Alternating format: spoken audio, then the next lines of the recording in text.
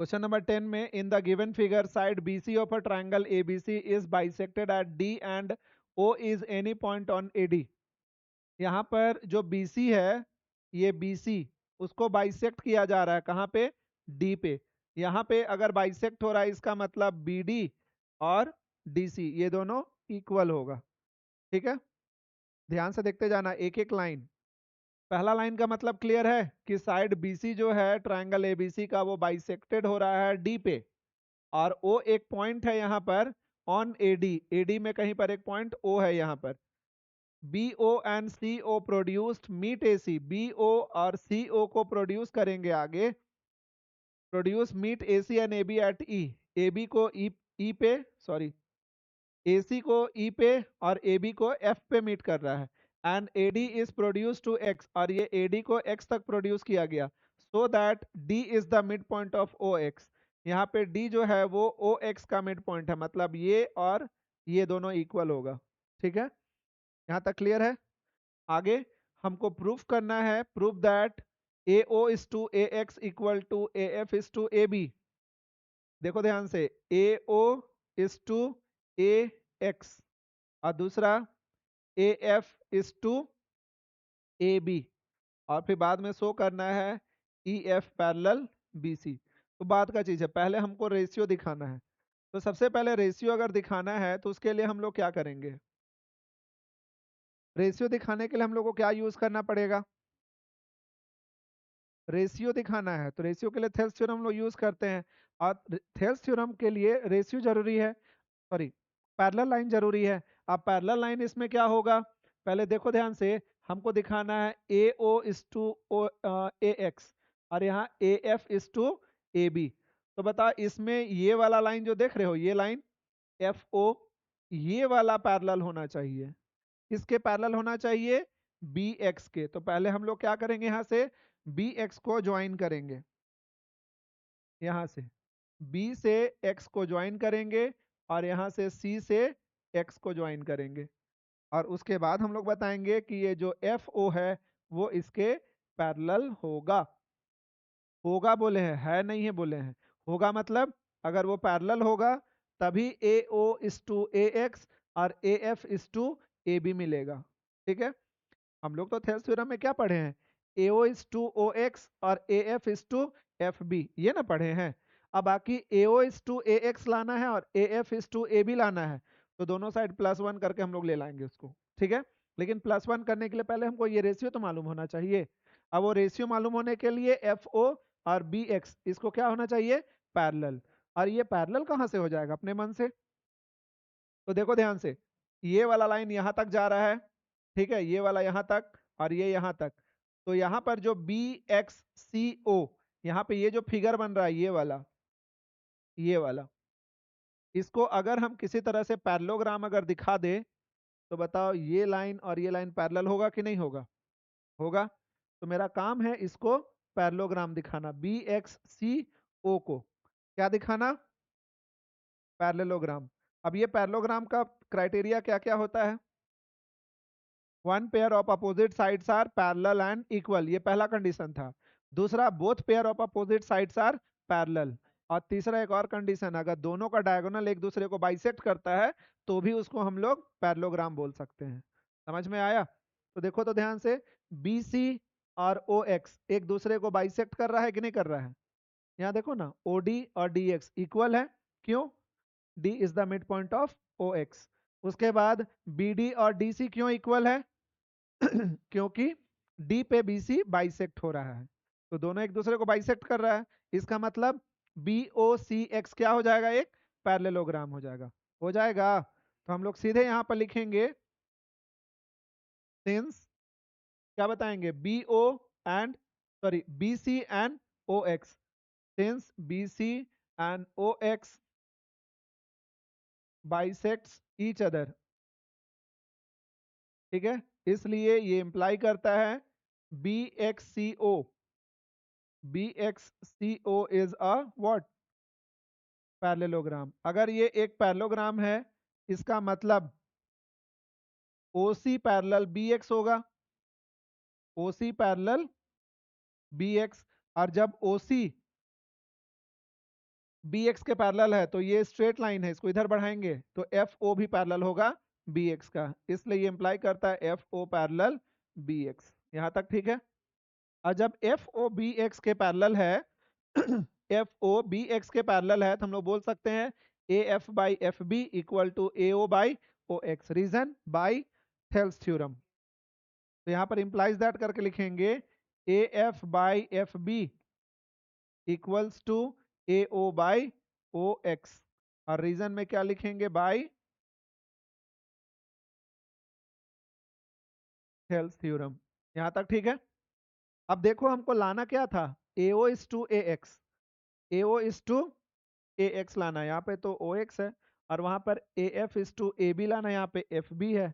और याद करो हम बोले थे जो चीज अगर नीचे लाना है, मतलब जैसे यहाँ पर देखो ए एक्स है तो ए सॉरी ए ओ है, तो ए ओ तो ऊपर है और ए ओ को चेंज भी नहीं करना है, तो ये कहाँ होना चाहिए? नीचे होना चाहिए।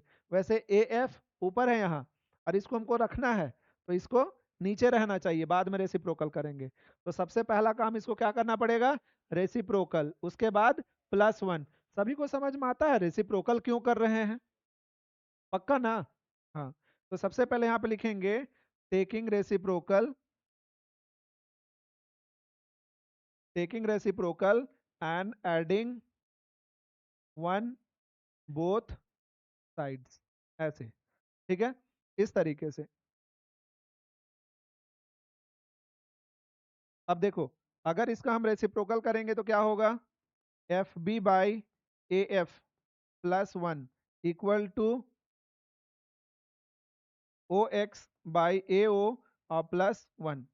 फिर आगे यहाँ पे देखो F B plus A F divided by A F equal to O X plus A O divided by A O. इसमें कोई कंफ्यूजन है? पक्का ना? जान रहे हो ना ये एलसीएम लेके कैसे इसको सॉल्व कर रहे हैं? अब इसके बाद नेक्स्ट लाइन में देखो यहाँ से एफ बी और ए एफ ये दोनों को ऐड करेंगे तो क्या होगा? एफ बी और ए एफ, ए बी मिलेगा ऊपर में, तो यहाँ पर इंप्लाइज दैट यहाँ पर हो जाएगा ए बी होगा, और नीचे में क्या होगा? ए एफ इक्वल्स टू यहाँ पे क्या होगा? ओ एक्स और ओ ए क्या होगा? ए एक्स, और नीचे क्या होगा? ए ओ होगा। अब आगे देखो नेक्स्ट, ये हम लोगों का मिल गया लेकिन ये जस्ट उल्टा मिला है ना? तो अगला लाइन में इंप्लाइज दैट करके इसको उल्टा भी करके लिख सकते हो, या टेकिंग अगेन टेकिंग रेसिप्रोकल ऐसे लिख लो, ज्यादा अच्छा रहेगा। अगेन टेकिंग रेसिप्रोकल, दोबारा हम लोग यहाँ पर रेसिप्रोकल ले रहे हैं, तो रेसिप्रोकल लेंगे तो क्या होगा? A F by A B equals to A O by A X. देखो तो वही लाना था कि नहीं? हम बस यहाँ डिवाइड में लिखे, वो रेशियो में लिखा है, ये ना प्रूफ करना था। और अगर रेशियो में ही लाना है तो अगला स्टेप में और एक लाइन करके लिख दो ऐसे, A F is to A B equals to A O is to A X. हो गया प्रूफ। क्लियर है? पहला पार्ट क्लियर है सबको? अब दूसरा पार्ट में ध्यान से देखो, दूसरा पार्ट तुम लोग को करना है। ठीक है, ध्यान से देखना क्या है दूसरा पार्ट में। सेकेंड पार्ट में हमको प्रूफ करना है E F parallel B C, ये ई एफ बी सी के पैरेलल होगा। ध्यान से देखो, ये हमको ई एफ जो दिखाई दे रहा है, ये वाला लाइन, ये लाइन और ये वाला लाइन बी सी, इसको पैरेलल दिखाना है। तो ये दोनों को अगर पैरेलल दिखाना है तो A F by F B और ए ई बाई ई सी, ये अगर मिल जाएगा तो ये पैरेलल नहीं हो जाएगा? यहाँ पर देखो theorem number one, sorry equation number one इसको ले लो।